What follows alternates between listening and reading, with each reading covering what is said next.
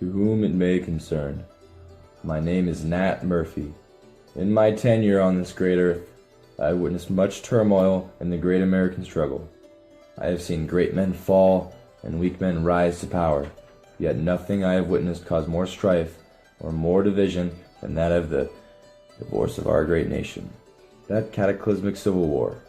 My tale is a long one, my travels and tribulations numerous, but no such tale of mine could be told without starting where the struggle began, with that ominous compromise of 1850. I remember the scenes as if it were only yesterday. I was riding into town, weary, worn, and dusted, the weight of my conquest and the Mexican War riding heavy on my shoulders as I returned to my home, a triumphant veteran unsuspecting of the great conflict looming on the horizon. Hey, look everyone, Nat's back! Hello, good fellows. I have returned from the Mexican War. Oh, the Mexican War. That's a great victory for the South. For the Union, you mean? Nah, spit on the Union. That dastard Henry Clay's at it again. This time, he wants to make all the Mexican cession free. The South fought for it. We ought to do what we want with it. Slavery, I presume? Ha! You're darn tootin'. In my travels, I have seen much. But only one thing's for certain. Nothing good can come of that peculiar institution. Let it go, friend. For the Union. You ain't no true Southerner, Nat. You ain't never been. I'll bet you even wanted that Wilmot Proviso to pass. All that land and no slavery, that'd be the real crime. Open your eyes, man. Them's fighting words. You're prepared to back it up with steel? Always. Hey, everyone! Nat and Old Man Willie's gonna fight! 10 paces. All right. 1, 2, 3, 4.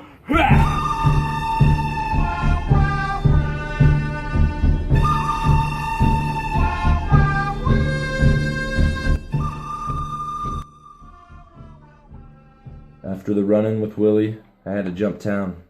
Most of my fellow Missourians didn't share my anti-slavery sympathies. I floated around a bit until I landed in Kansas, a decision soon to have dire consequences. Though we are brothers, there is no love between us. That is what slavery has done to the great countrymen of America. The Kansas-Nebraska Act has given us the opportunity to write our own history. I say, let us write it in peace. Popular sovereignty shall decree. No slaves. Freedom for all in Kansas. Nat, I heard there was a young gun around these parts, splitting slander into the ears of the young. Don't you listen to him. Deceiver, liar, little lying Delilah. Willie, thought I shot you dead. You can't put down the South, Nat. Even now, thousands of slave owners from all our lands are coming here, ready to fight for our voice. I should have shot both your eyes out. Then maybe you'd see your folly. We'll have slavery, Nat, even have to gut you and spread your blood all across Kansas. Try me! Ah!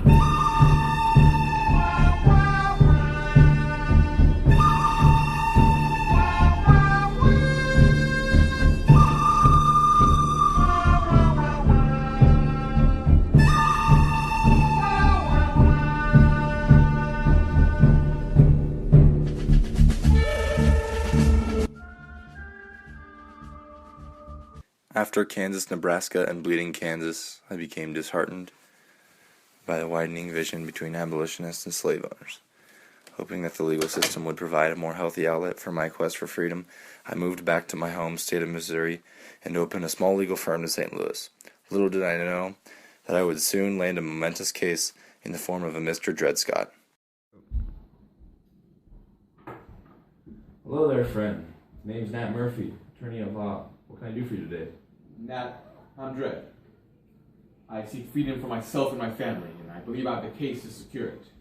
Well, sit, man, and tell all. My master took me with him to Minnesota for 4 years. When I was there, I met my wife, a beautiful woman, a free woman. We started a family. Now he won't let me buy my freedom. And I believe my tenure in the Free States is more than enough to secure my freedom. Nat, tell it to me straight. What are my chances? Well, it's an uphill battle, but I still have faith in this country yet. I say we run with it. Let's do it. Dred and I spent several long years lobbying and fighting through various district and state courts, hounded by radicals from both sides. Finally, our appeal to the Supreme Court went through. On the day of the case, my hopes were at an all-time high. That is, until I met the prosecution. All rise for the case of Dred Scott v. Sanford. Gentlemen, your opening arguments, please. Well, well, Nat, we meet again.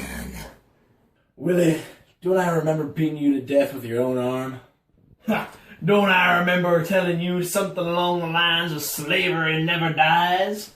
Your Honor, this man, Dred Scott, by the law of Missouri, cannot be tried, for he is a slave, and slaves cannot defend themselves in the court of law. Case closed. Justice Taney, this cannot affect your decision. We're arguing over this man's freedom. To deny it would be premature at best. And yep. Silence, boy. Wait your turn. Don't you get it, Nat? You'll never win. Not while the South still has a voice. Case closed. I'd like to appeal that decision, Honor. The court ruled 7-2 that Dred couldn't even argue his case. My faith in the legal system proved, sadly, unfounded. The case made waves with the abolitionist movement, but only helped to further the divide between North and South. I realized that no course of action within the law could ever be truly effective. My last hope remained in a radical abolitionist by the name of John Brown. Brown's plan was foolhardy and near suicidal, the exact thing I needed to allow my anger at the futility of my past endeavors.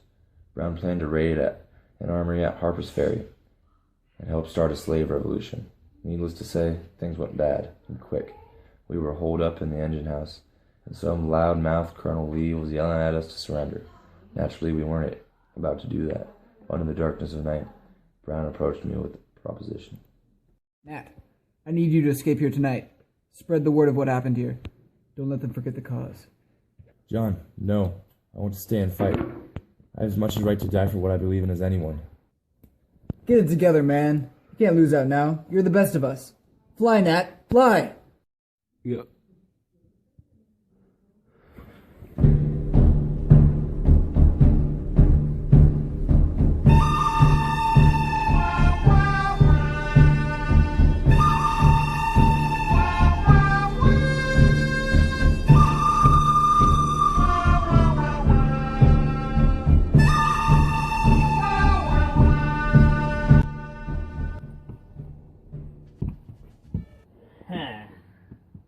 Well.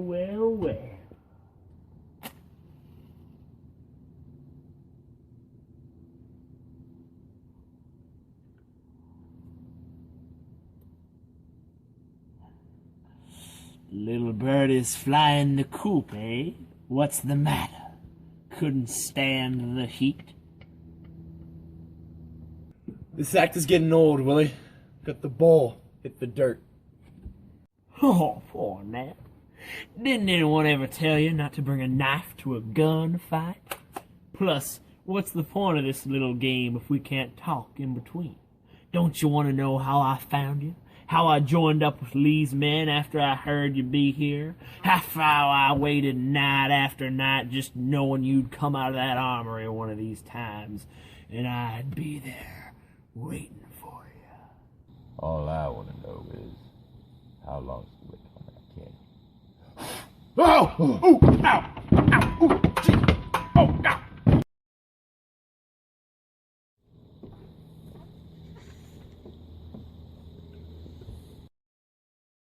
After Harper's Ferry, I lost all my will to fight. There was no point anymore. By the election of 1816, many southern states were talking openly of secession. As the election progressed, it became clear that if Lincoln won, there could be no reconciliation. But I saw something in this candidate, something like hope, perhaps a light to a unified nation.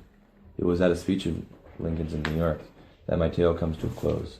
I made the long journey there to hear him speak, eager to see the candidate for myself. Blah, blah, blah, blah, Union, fourscore, and Abraham Lincoln, blah, blah, blah, blah, blah, slavery, blah, blah. What a beautiful blah, prose. Blah, blah, blah, blah, blah, blah, blah, blah, blah, slavery. Not bad, eh? Willie? No, I'm his twin brother, Old Man Billy. Surprise? Not really. Just wanted to say goodbye before I take care of this problem once and for all. Lincoln may say he wants to save the Union, but his version of the Union and our version of the Union is not the same. There can be no slavery in his Union, and there can be no South without slavery. So therefore, there can be no Lincoln. What? Ha! Long live the South!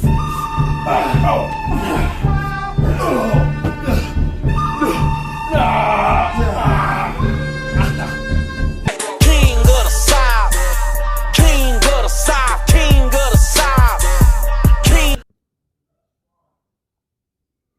Blah, blah, blah, Union, bleeding Kansas, blah, blah, blah. Thus concluded the road to the Civil War. I knew then that even while I had defeated Willie, what he represented, the slave-holding South, was teetering on the edge of leaving the Union. Just as the road leading to the division was long and arduous, so would be the road to reconciliation. But we must hold the path of righteousness, lest all be lost. Now I'm ballin' on the city like King of the South.